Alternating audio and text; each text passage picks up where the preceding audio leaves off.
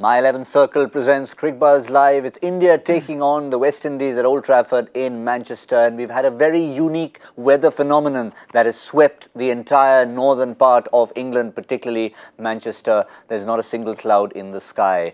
Unbelievable, but true, and it makes for fantastic cricket viewing. Blue skies and the green of Manchester all set to welcome the two teams, West Indies and India. Match number 34. This is what we're looking forward to here on My 11 Circle presents Cricbuzz Live. In the studio, Joy Bhattacharjya, Robin Uthappa. Robin, how often can you think of a day in England without a cloud in the sky? Seldom, isn't it? It's very rare, few and far in between. Well, it's good. It's a good day for cricket, and it seems like India is doing the right thing. Won the toss, chose to bat. Look, it was a used wicket, so you know that it's going to slow down. Surprising for me to see that West Indies they've left out the spinner and brought in a fast bowler, like a medium pacer. No, they brought in Fabian Allen, left arm spin. Fabian Allen's left arm spin. Yeah. So like for like for Ashley Nurse, and like for like in a batsman in terms of Sunil Ambrose for. Okay, so. Although Fabian Allen, the way he runs on the field, he thinks of himself as a fast bowler. He's got that mentality about him. He paints his hair red once in a while. But yes, India obviously going in unchanged. But since Robin mentioned West Indies, let's talk about them first. No, I think, they're doing whatever they can, and they know that, they have a mathematical chance of qualifying. It's not that easy for them. They pulled the moves. I'm not sure whether Evan Lewis is completely fit, because their biggest chance, I think, the good thing that India has done is that once you bat first, see, the dangerousness of West Indies is the unpredictability, Pakistan, West Indies, these are sides, and you don't know which batsman is going to fire. So India's biggest danger would have been, say, a Pooran or a Hetmeyer suddenly going mad, scoring a big one, or a Gale. All of them are capable of it. And if you put those runs on the board, the less experienced guys like Pooran and, Hetmeyer, it's not that difficult for them to express themselves that freely. So I think India batting first is already a good decision, though you have to say that, it's not that the West Indies bowling, their opening bowling, especially in the first innings, has been pretty good actually. I can tell you one thing, Fabian Allen adds an extra X factor to the West Indies. He's their best fielder in the last 20 years. Yeah, I'm aware of that, yeah. Oh, he's absolutely... he has been feeling extremely well. I think I think he's been like their official 12th man kind of a thing, so he keeps coming onto the field. But it'll be interesting to see what they do. Given the current situation, they're knocked out of the tournament. They're playing for pride right now, so a lot of attention on Chris Gale yesterday. So it's going to be pretty interesting. Well, mathematically, they're still very much in. If they win their remaining games, we'll have a look at the points table, because it's, in theory, South Africa, Afghanistan, we know, definitely out. The West Indies, with that extra game in hand, even though they have 3 points, if they win their remaining games and get to 9 points. Yeah, we're pushing it. You could theoretically qualify with 9. Yes. But it's very, very, very unlikely. It's very unlikely. Lots of things need to happen for them to qualify at 9. At no point are the results in their hand. The most important thing that things look for, like England, what's Morgan saying? Morgan's saying, whatever it is, it's in my hands, whether I win or lose. I'm not depending on other results to make things happen. Yes, it may be tough, but as you said, it's in your hands. And one thing's for sure, Robin, today is their last possible opportunity, even for mathematics. So nothing in the world, no science in the world can save them if they come second best to India today. That is absolutely certain. But let's just actually check out their schedule, since we've talked about them. And let's look at the schedule. First, starting with India.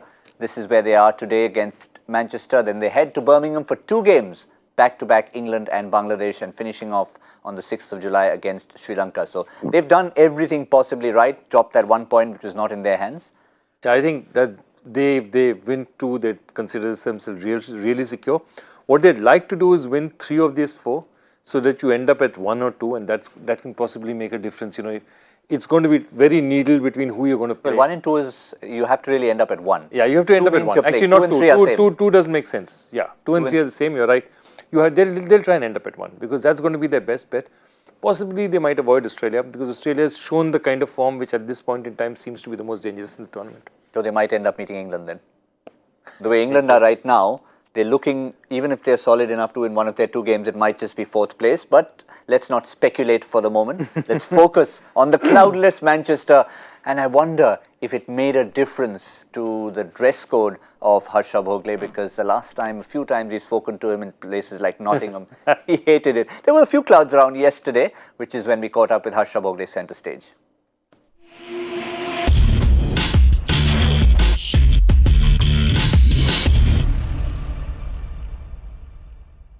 Yes, it's a peculiar schedule, isn't it? It's almost like you play yourself in and then you get the slog overs at the end. But there's a lot to play for India, especially that middle order. I think India will be energized by the fact that Kedar Jadhav got those runs against Afghanistan. Those were difficult runs to get and he ground it out. So Kedar Jadhav's form would be a plus. I think India looking at two key players to get runs in the next couple of games. The first of those is KL Rahul, in my view. I know he's got a half century. I know he's looked in decent form.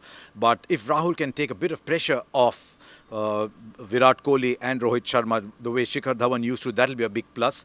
And I don't like this extended conversation on number 4 all the time. And poor Vijay Shankar's got one innings there and he got a 20 odd over there. So I think we'll just let that conversation be for a while. But if Vijay Shankar comes in and gets those 30s, 40s, that's all right. If he gets those 30s, 40s, then I think India will breathe a lot better. Because remember, down the end, India's batting doesn't provide too much beyond number 7. So yes, number 1 priority is win a couple of games and breathe easy. Number 2 priority is, from the batting point of view, looking at KL Rahul and Vijay Shankar.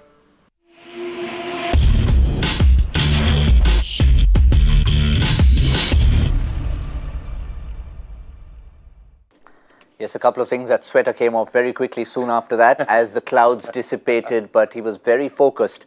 You could imagine Harsha was very tempted to typically talk about the weather. He didn't have that to talk about, so he focused on India's middle order. I'm super happy that he mentioned this whole putting to rest this number 4 debate, because it's just gone on for far too long. And I think it's just, we've reached a place where they've decided that Vijay is going to bat at number 4. So let him just bat at number 4. Let him have all the time he wants there. Let him chip in with the runs, because there are guys who are in form. Rahul's in form, Rohit's in form, Virat's in form, Kedar is in form.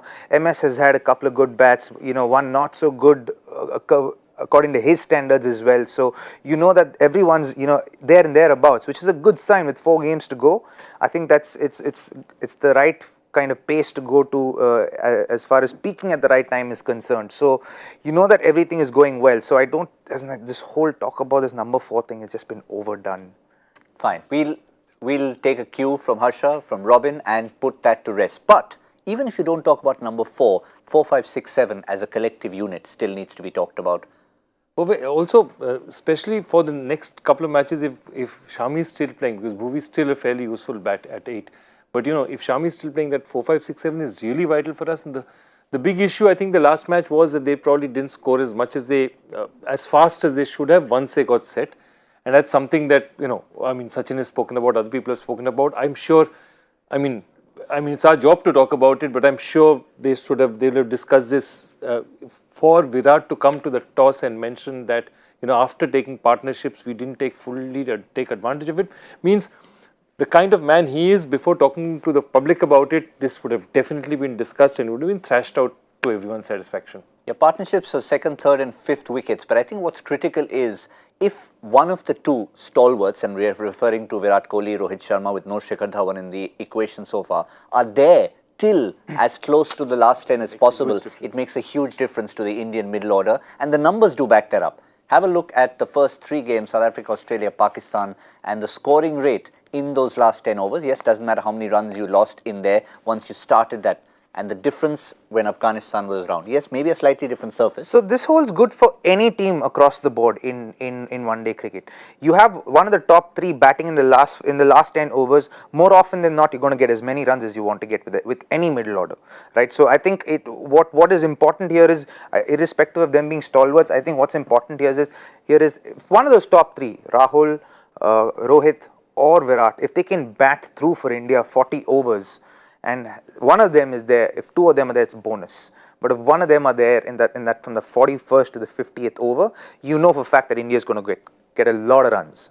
Because it takes a lot of pressure away from those middle order batsmen who are coming in. To have one set batsman who's batted there for 40 overs, that you just have to get in there, you have the freedom to play your shots, express yourself, nothing's holding you back, you're not worried about losing your wicket because someone else will come in and pressure will be added on to the team.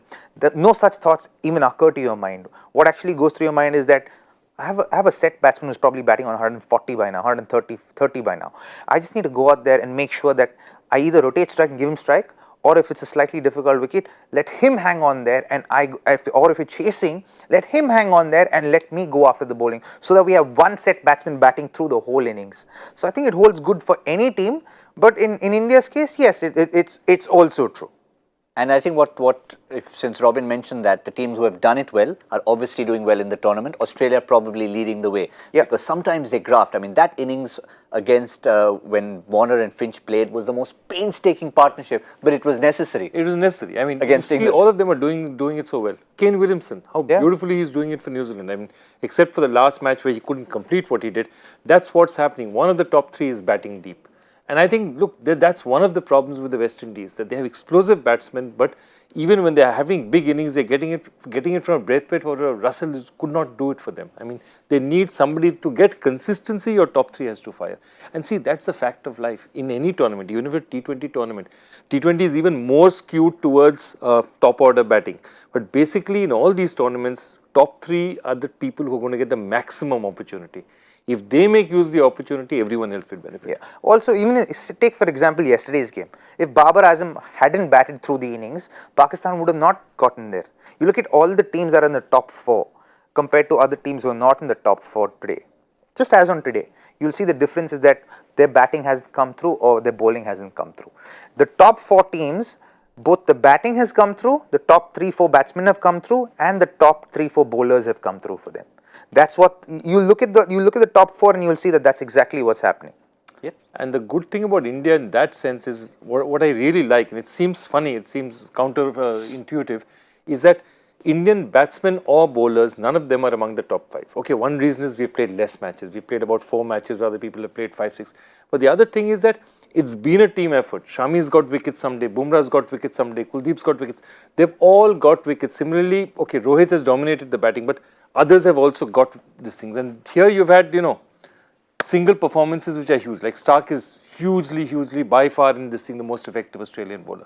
Yeah, absolutely. I think what this really illustrates is the fact that it's a team sport, and maybe goes back to the words of Mickey Arthur during the India-Pakistan game, that they were looking for a hero and they never found one on that particular day. But the difference between one hero, where you see those numbers there, versus a team effort, India were the better team on the day, and that's what they'd like to continue to be. They wouldn't mind if they didn't have any names on the top of those lists, as long as they held the trophy on the 14th of July. But let's remind you for a few dilemmas that you might have, because you need to pick individuals from both teams when you pick your My 11 Circle team.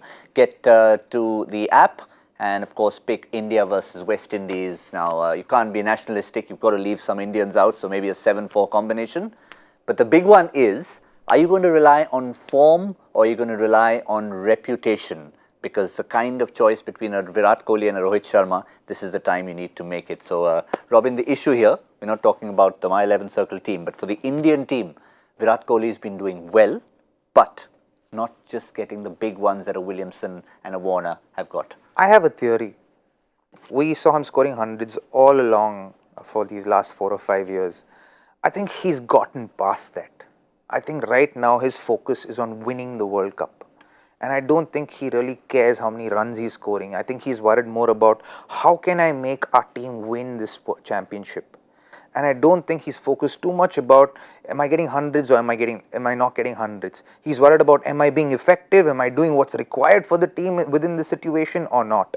And I think that's amazing for a leader, right? And I think that's the exact way a leader should go. Right, do what's required for your team to win championships, to win, win a battle, win a war, win a championship. It's all the same mindset that a leader should have. And what I see is a leader like personified with him at this point in time. And it doesn't bother me that he's not gotten 100. He's amongst the runs, and that's all matters. If he was out of form, I'd be concerned. He's not out of form. He's in brilliant form. It's okay if he's not getting hundreds. As long as India win, I don't think he'd care if he's got 100 or if he's not got a single 100 in this tournament. In fact, he was asked this at the start of the tournament, probably on day 1, when the whole, everyone tries to put these fun numbers together and say, okay, first match of the tournament, talk about 2011, 2015, are you going to get one here? He said, well, if it comes, it'd be great, fabulous. Yeah. If it doesn't come, long as India win the match, I don't care. Yeah. He doesn't, because he's got his personal stats. Look, take it whichever way you slice it.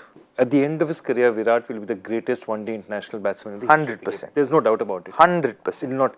Secondly, you look at that last innings, That 66 of 63, it looked every other Indian batsman, especially the ones who followed, looked as if they were batting on a different surface. Yeah.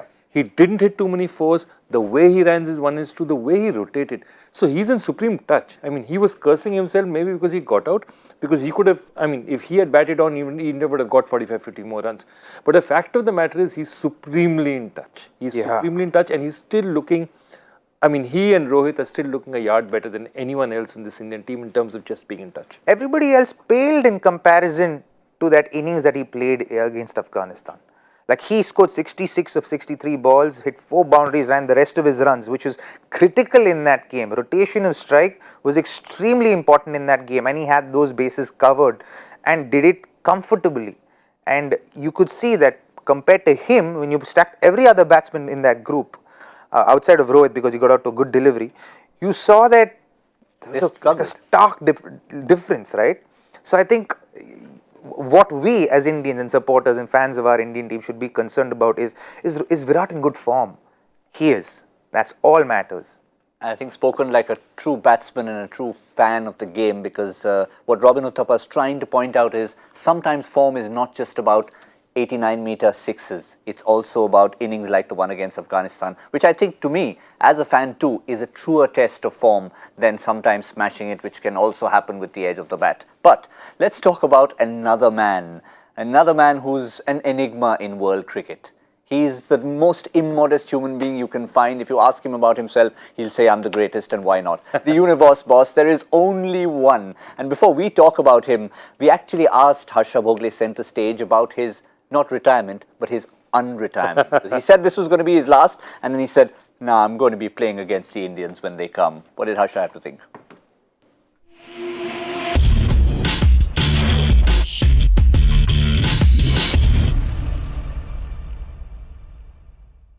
Look, a retirement announcement is just an announcement, isn't it? It's not a binding law. You're not being sent to jail. So while Chris Gayle loves playing cricket, he loves to talk up his own cricket, which is part of the aura, the personality of Chris Gayle. Look, we love watching Chris Gayle too. So if he thinks he's got a little bit more in him, so be it. It's going to be fun. But I think there's a reason. I think the West Indies, he realizes here that the West Indies are struggling.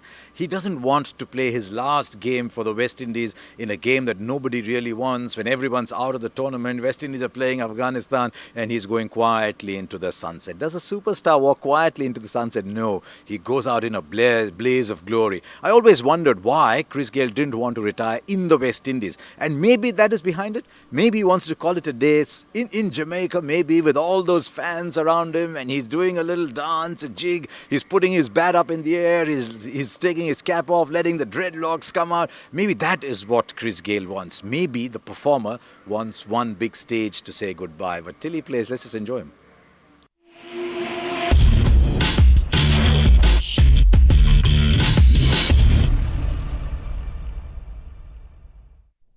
I think he just invents great celebrations. With the microphone in hand, Harsha was struggling to try and imitate that. He would have lost all the audio if he had tried to do that. But I think in recent memory, the helmet on top of the bat stands out. Yeah.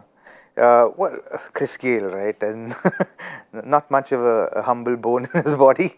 But I think the amount he's given to this game, as far as, the dynamic of the game, how it's changed, I think he's been one of the pioneers of the game in that sense, where he's really brought to the forefront strength and power to cricket. And I think if he wants to unretire, so to speak, and call it his time, at his own convenience, he deserves it, because he's given world cricket that much. As we want these guys back. Look at Shahid Afridi. Shahid Afridi's done it 3 times. How many times he's unretired? Javed Miandad did it. Imran Khan did it. Everyone is unretired at some point. Muhammad Ali did it. Huh? Muhammad Ali did it, of course. Came back from nowhere. And 59 more runs for Chris Gayle, and he climbs the peak of the highest runs for West Indies in ODI history over Brian Charles Zara. There he is, a 10-2-9-0. Who knows, he could finish it off today and get the record against India, or maybe he'll wait to do it in the West Indies against India and hold on, not score too many runs in this tournament. He just almost wants to find a sense of occasion for everything. Exactly. I think Chris has a deep sense of occasion. 2 things I've understood, staying in the dressing room with him for 3 years. One is he has a sense of saying that this is my stage and I need to make the best of it. So, when he comes back, or somebody, somebody buys him for 2 crores in an auction in the IPL and says that he's there for marketing purposes, it's like telling Chris Gayle, you know what, you need to go and do something. Similarly, he picks the big ones, the triple centuries. He picks occasions where his team needs him. This last series against England. So I think exactly as, Harsha was theorizing, he would have said this West Indies team is probably not going anywhere in this tournament. So if I have to finish it, this is not the memory with which I want to finish my World Cup. And he deserves it because, there are many great players who have finished like this. Like Javed Mianda, for whatever it's worth, shouldn't have finished in 1996, scratching around and not losing in that squad. Let's stay closer to home, as in VVS Lakshman, Virendra Sehwag. None of them got None of them got, all these greats within our own country didn't get Rahul Dravid. Didn't get their own games or didn't get to go out on their own terms. On their own terms. And that's what you want when they serve your country for so long, when they serve the game of cricket for that long, change the dynamic, the face of the game. You want them to have a little bit of that say, right? And to go on their own terms for the game that they've served so much, for the game that they love so much.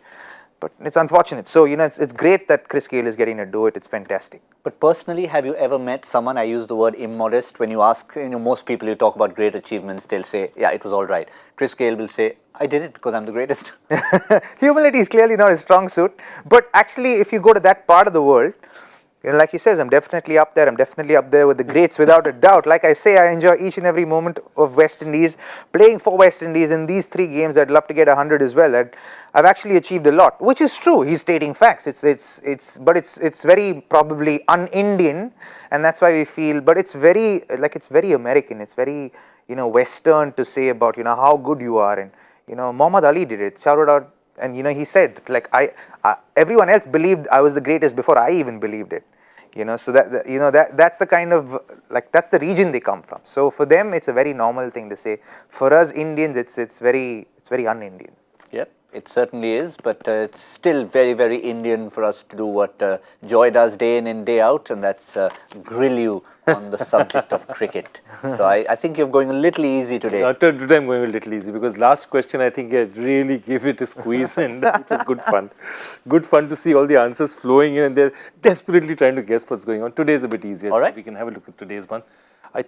Who is the only cricketer to have scored over 40 half-centuries in one-day international cricket without getting a single ODI 100?